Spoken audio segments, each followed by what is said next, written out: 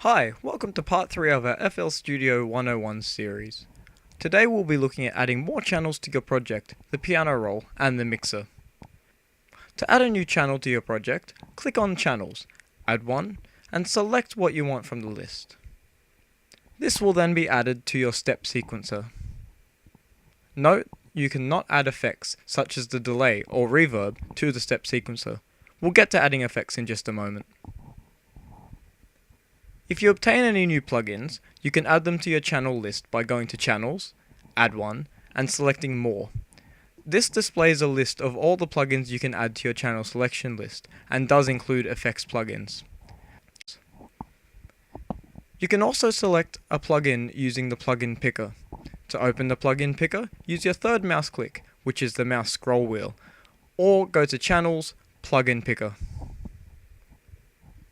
If you no longer want to use a plugin, but still want to keep all the channel's properties for a new plugin, simply right-click the plugin you want to change in the step sequencer and hover over Replace. Then select the replacement plugin from the list.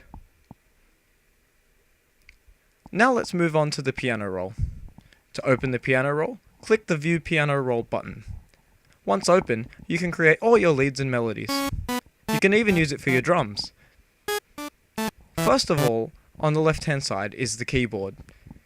It will be set to note display. As you can see here, you can change it by clicking the keyboard view mode toggle. Just above the keyboard is the color group selector, along with the slide and portamento toggles.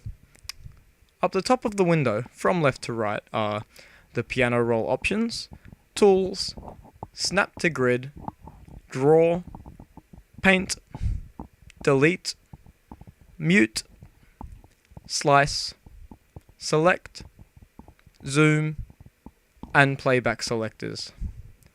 I'll leave you to play around with these and decide what you think they're most useful for.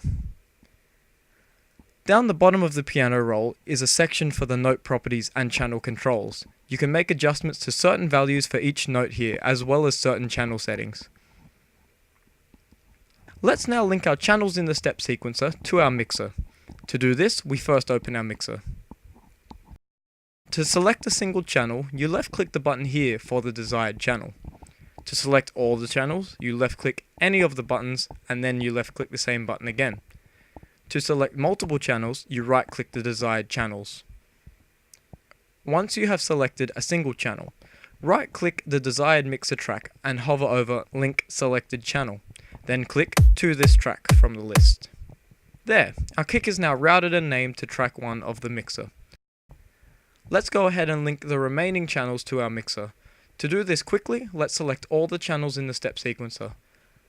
Unselect the kick channel. Right-click our second mixer track.